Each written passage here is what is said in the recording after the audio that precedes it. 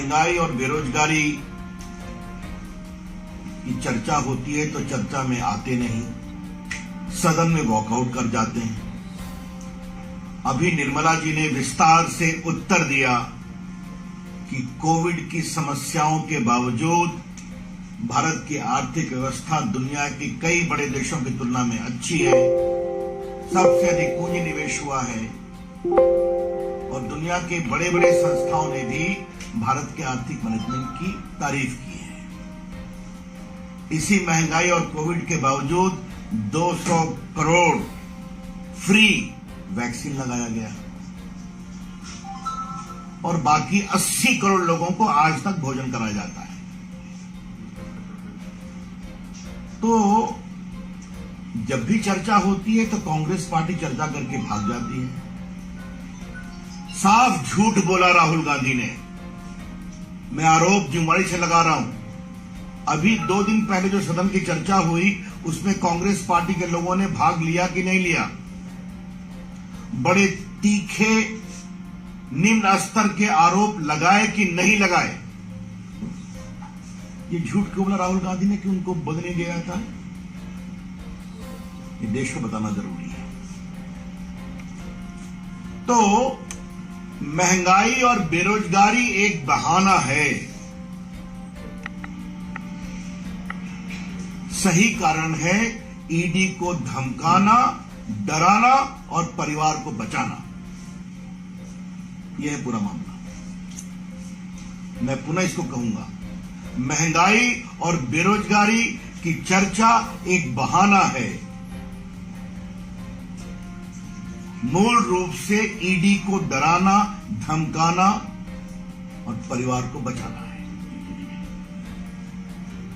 राहुल गांधी जी, आपने लोकतंत्र पर आज बहुत ही शर्मनाक बात कही है, गैर जिम्मेदाराना बात कही है।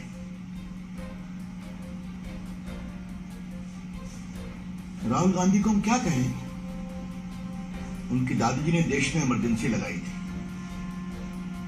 आज मीडिया पर भी बहुत हमला किया उन्होंने। इमरजेंसी में बड़े बड़े संपादकों को जेल में बंद किया गया था, सेंसर लगाया गया था। और राहुल गांधी, याद करिए, आपकी दादी जी ने कमिटेड जुडिशरी की बात की थी। कुछ याद है आपको? लोकतंत्र की नसीहत हमें देते हैं। अरे राहुल गांधी, आप एक सवाल का जवाब दीजिए, आपकी पार्टी में लोकतंत्र है क्या? I repeat, mister Rahul Gandhi, please reply to the straight question. Do you practice democracy within your party? आपकी पार्टी में अच्छे नेता हैं, हम भी जानते हैं, लेकिन बस सोनिया जी, राहुल जी और प्रियंका जी, ये तो 3 कहानी है। आपकी अगुवाई में कांग्रेस पार्टी बार बार हारती है। कांग्रेस पार्टी को अगर जनता वोट नहीं देती है तो कृपया करके लोकतंत्र पर क्यों आप ठीकरा फोड़ते हैं Rahul Gandhi? Why you blame democracy when the people of India reject you with repeated regularity? अब इसके लिए हम कहां से जिम्मेवार है भाई? 19 के चुनाव में आपने हमारे लोकप्रिय प्रधानमंत्री पर क्या क्या नहीं कहा, जिन शब्दों को हम कह नहीं सकते। चौकीदार को लेकर उन्होंने क्या क्या शब्द नहीं कहा। देश ने रिजेक्ट कर दिया, आपको और कस के हरा दिया, हमें और बहुमत दे दिया। आपकी बहन गई उत्तर प्रदेश में, लड़की हूं, लड़ सकती हूं का नारा लेकर के, तो जनता ने आपको 1 सीट नहीं दिया। आप बंगाल गए, वहां आप साफ हो गए। तो राहुल जी, अगर आपकी बात जनता सुनती नहीं है तो आप हमें क्यों ब्लेम कर रहे हैं? ये खींच करना बंद करिए। सही सवाल यह है कि कांग्रेस का लोकतंत्र भ्रष्टाचार तंत्र था। Democracy under Congress party had become an epitome of corruption. आज नरेंद्र मोदी की अगुवाई में सत्ता के गलियारों में बिचौलियों के लिए दरवाजे बंद हैं। डिफेंस डील में कोई कट नहीं होती। तो कांग्रेस पार्टी और उनका जो पूरा तंत्र है, जो भ्रष्टाचार पर चलता रहा है, वो परेशान है। और उसकी व्यथा राहुल गांधी की बातचीत में दिखाई पड़ती है। आज राहुल गांधी ने कहा, मैं सत्य बोलता हूं। बहुत कस के कहा हूं। तो राहुल गांधी अगर आप इतना सत्य बोलते हैं तो एक बार देश को बता दीजिए आप बेल पर क्यों हैं।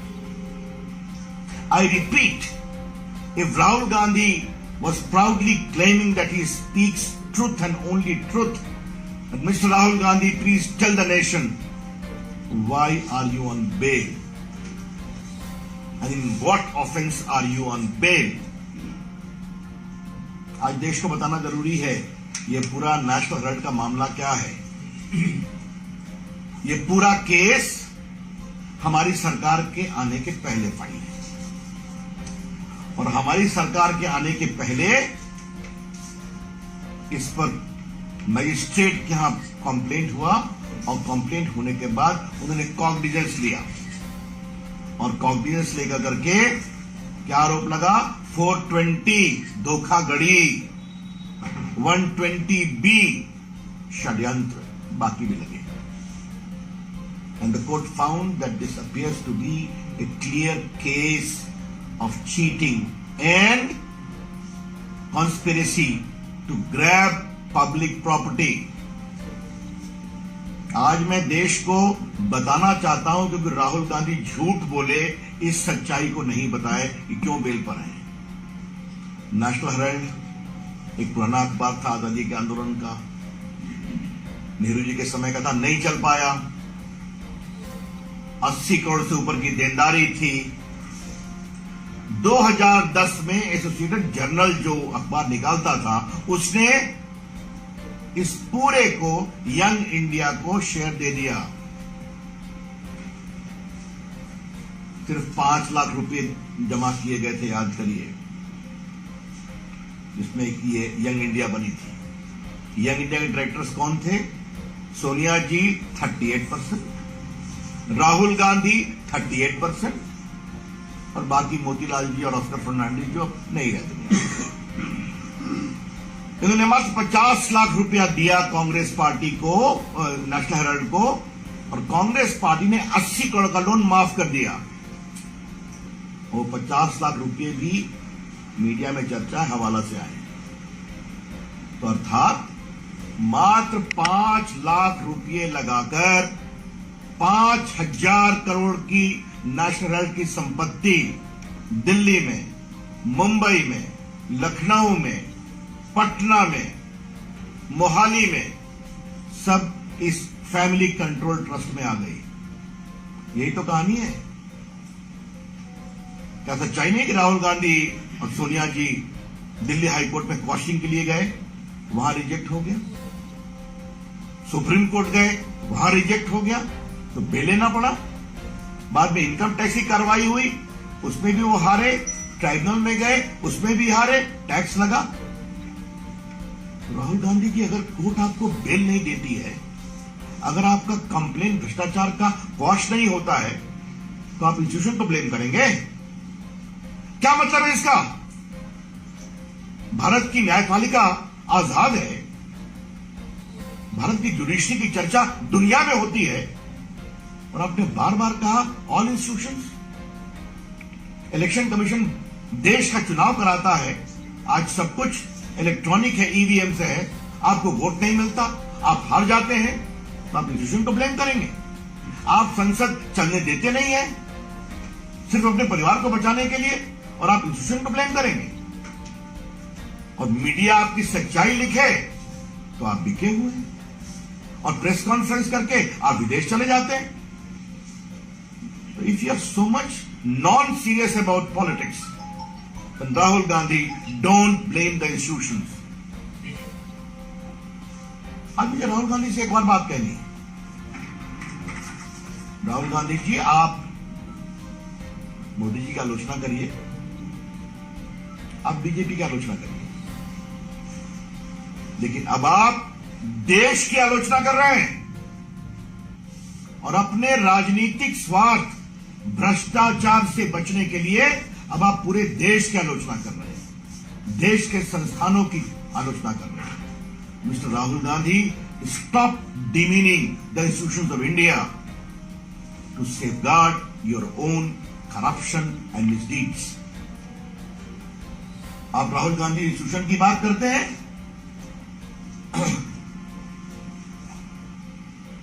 आप मुझे ये बताइए, अभी कोविड हुआ था, पूरा देश एक था लड़ाई में, आपने कितना मजाक उड़ाया कोविड के खिलाफ लड़ाई का। देश के साइंटिस्ट ने वैक्सीन बनाया, ये वैक्सीन भारतीयों को भी मिली और दुनिया के 80 से अधिक देशों में गई, आपने उसका भी मजाक बनाया।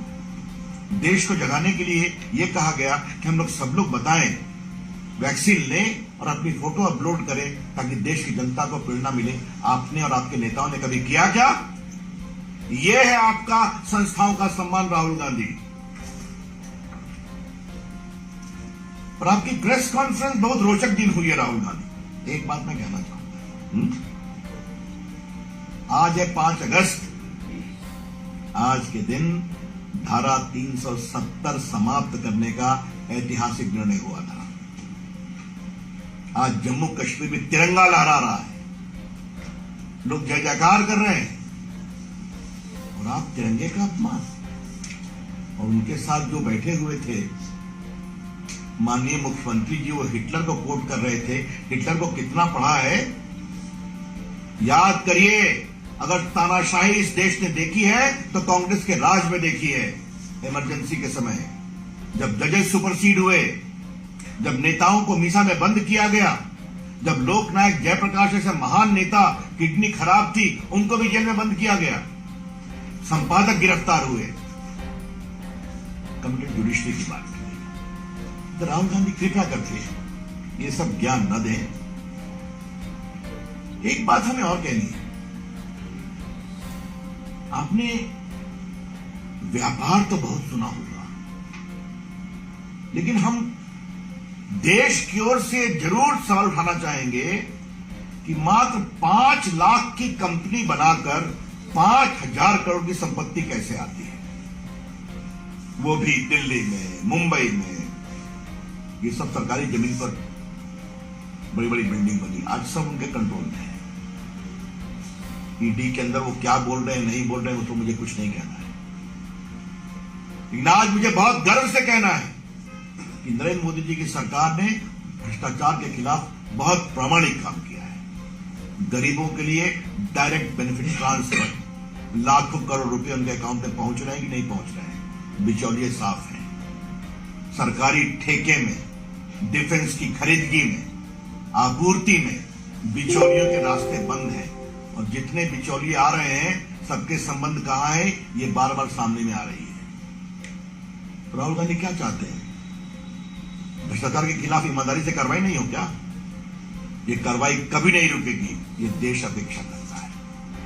आज ये सच्चाई नहीं है कि हजारों करोड़ रुपए की संपत्ति ईडी ने जब्त की है? आप ही लोग तो लिखते हैं मीडिया में। क्या सच्चाई नहीं? कलकत्ता में कितने करोड़ रुपए दिखाई पड़ रहे हैं फ्लैट पे, कितने गहने दिखाई पड़ रहे हैं, रांची में दिखाई पड़ रहे हैं, मुंबई में बड़े बड़े नेता जेलों में बंद है, बेल नहीं मिलती उनको। ये है बड़े सवाल। आज ये देश नरेंद्र मोदी की अगुवाई में ईमानदारी से काम कर रहा है और भ्रष्टाचार के खिलाफ जबरदस्त प्रहार हो रहा है। हाँ, इस प्रहार से कांग्रेस पार्टी को परेशानी होती है, हम समझते हैं, लेकिन राहुल जी उस परेशानी का हम कुछ नहीं कर सकते।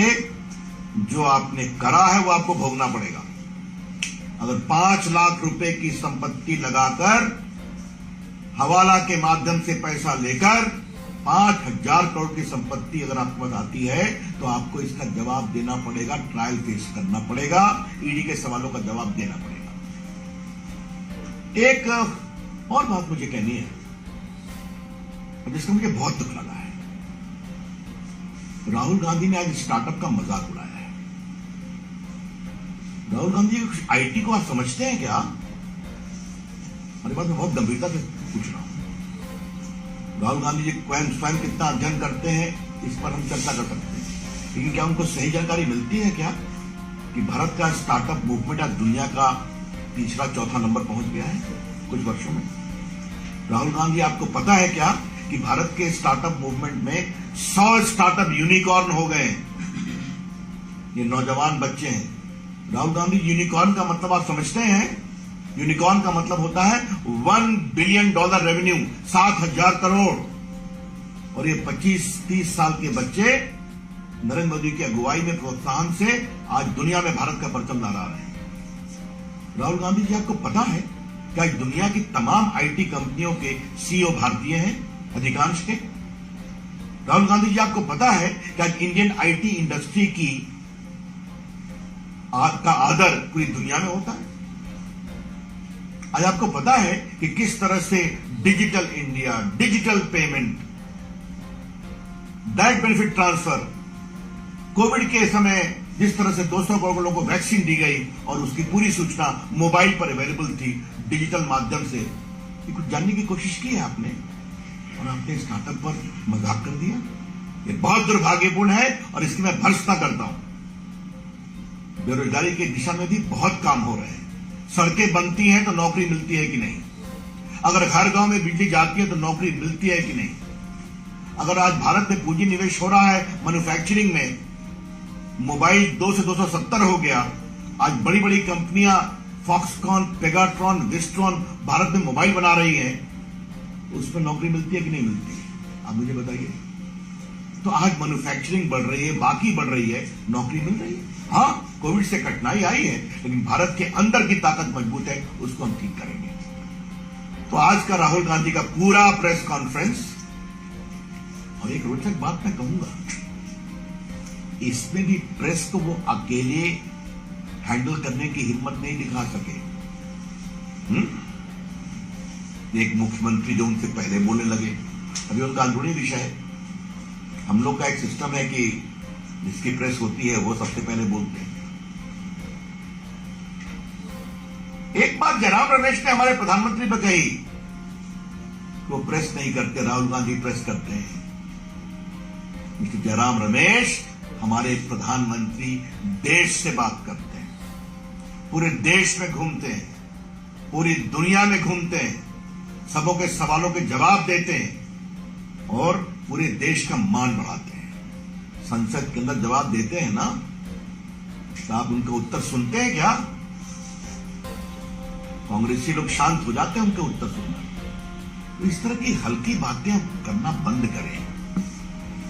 देखिए, समस्या बहुत साफ है। देश का लोकतंत्र अब फैल गया है। आम आदमी इस लोकतंत्र में अपनी साख समझता है, और जिस तरह एक परिवार ने पूरा कंट्रोल किया हुआ था लोकतंत्र पर अपने लिए और अपने हितों के लिए, उससे देश आगे निकला है, इसलिए वोट नहीं मिलता है। और अंतिम बात कहनी है, नेशनल हेराल्ड से क्यों घबराए हुए हैं? क्या संकेत है? कांग्रेस पार्टी परिवार की जेब में, कांग्रेस पार्टी का नेतृत्व परिवार की जेब में, अब कांग्रेस पार्टी की संपत्ति भी परिवार की जेब में है। The crux of the national Herald corruption is straight and simple. The Congress party is in the pocket of the family. The leadership of the Congress party is also in the pocket of the family. The National Herald case demonstrates that now the family also wants to control the property of the party into the pocket of the family. यही सच्चाई है। धन्यवाद। Sir, एक सवाल ये था कि उन्होंने नरेंद्र मोदी को हिटलर कहा कि चुनाव तो हिटलर ने जीत जाता था। दूसरी बात उन्होंने कही कि देश में लोकतंत्र खत्म हो रहा है क्योंकि सभी संस्थाओं पे बीजेपी सरकार और आरएसएस का कब्जा है। ऐसा है, ये उनकी हताशा है। अब मैं राहुल गांधी के घटिया आरोप को बोलने के लिए यहां नहीं बैठा। कितना तंग किया गया हमारे प्रधानमंत्री नरेंद्र मोदी जी को गुजरात के मुख्यमंत्री के रूप में, तब कर निकले कि नहीं निकले निर्दोष होकर? कानून की प्रक्रिया से निकले ना। जनता ने एक बार नहीं 2 बार लोकसभा जिताया, दर्जनों विधानसभा जिताया उनकी अगुवाई में, और आगे 24 में भी जीतेंगे। तो जनता का विश्वास है, यही तो लोकतंत्र है। तो फिर कहूंगा, राहुल गांधी जी, अगर जनता आपको वोट नहीं देती तो कृपया करके लोकतंत्र को आरोप लगाना बंद करिए। आरएसएस का चुनाव लिया, देखिए राहुल गांधी जी, आज मैं आपको विनम्रता से कहना चाहूंगा, मैं भी एक स्वयंसेवक हूं। आपके परनाना जी, परदादा जी, क्षमा करें, नेहरू जी, और आपकी दादी इंदिरा जी, उन्होंने संघ को बहुत आरोप लगाया, बहुत आलोचना की थी। आपकी पार्टी घटती गई, राष्ट्रीय स्वयंसेवक संघ बढ़ता गया। क्यों? क्योंकि एक राष्ट्रवादी संगठन है जिसने भारत की सनातन संस्कृति के साथ इस देश को प्रेरित किया है, समाज सेवा का काम किया है, देशभक्ति का पाठ पढ़ाया है। कृपया करके ऐसे प्रामाणिक संगठन जो देशभक्ति के लिए हमेशा खड़ा रहता है, उसके खिलाफ ऐसी हल्की सतही बातें करना बंद करें और आप छोटे होते जाएंगे। सर, उन्होंने ये भी कहा है कि सारा सिस्टम मेरे हाथ में दे दो तो मैं बताता हूँ इलेक्शन कैसे देखती हूँ। अब इस हल्की बात का मैं क्या जवाब? इससे बड़ी कोई हल्की बात हो सकती है? लेकिन आज जो सबसे उन्होंने बार बार कहा है, all the institutions, Rahul Gandhi please clarify, do you mean also the judiciary of India? क्या भारत की न्यायपालिका पर भी आपको विश्वास नहीं है? शायद ये पीड़ा इसीलिए कि आपको बिल नहीं मिलता है, तो आप भ्रष्टाचार करेंगे, आप इस प्रकार से हजारों करोड़ की संपत्ति को अर्जित करेंगे और आपसे कोई सवाल नहीं पूछेगा। कोर्ट कहेगा ट्रायल फेस कीजिए चीटिंग का, तो आप कहेंगे सारे इंस्टीट्यूशन कंट्रोल में है। इससे बड़ी तो गैर जिम्मेदारना और शर्मिंदगी की बात नहीं हो सकती। राहुल गांधी जी, मैं आपको एक बात आज जरूर कहूंगा, आप देखिए हमारे प्रधानमंत्री की लोकतांत्रिक नीयत को। 14 में पहली बार प्रधानमंत्री बने तो 15 अगस्त को लाल किले से कहा, भारत को बनाने में सभी प्रधानमंत्रियों का योगदान है। नेहरू जी का भी नाम लिया, इंदिरा जी का भी नाम लिया, राजीव गांधी का भी नाम लिया। आप कैसे चर्चा करते हैं हमारे प्रधानमंत्री की, आज आपने अपने प्रेस में दिखा दिया। और अभी 3 मूर्ति का म्यूजियम बना तो हमारे प्रधानमंत्री का बड़ा हृदय देखिए, उन्होंने कहा भारत के सारे प्रधानमंत्रियों का इसमें स्थान दो। तो ये हमारी लोकतांत्रिक सोच है। आपके बारे में क्या कहूं मैं? मेरी माता जी, मेरी बहन, मेरी पार्टी, मेरी जेब में और मेरी सोच, ये आपकी सोच है। Thank you. सर, अभी मार्च कर रहे हैं लोकतंत्र बचाने के लिए, कांग्रेस पार्टी जो है मार्च कर रही है। लोकतंत्र में हर को मार्च करने की आजादी है, इस पर मुझे कुछ नहीं कहना है। इतने दिन वो भी सत्ता में रहे हैं, अच्छी बात है, मार्च करें, लेकिन लोकतंत्र खतरे में है, यह दुहाई देना बंद करें। भ्रष्टाचार तंत्र कांग्रेस का खतरे में है और हम चाहते हैं वो खतरे में रहे, वो कार्रवाई होगी, रुकेगी नहीं।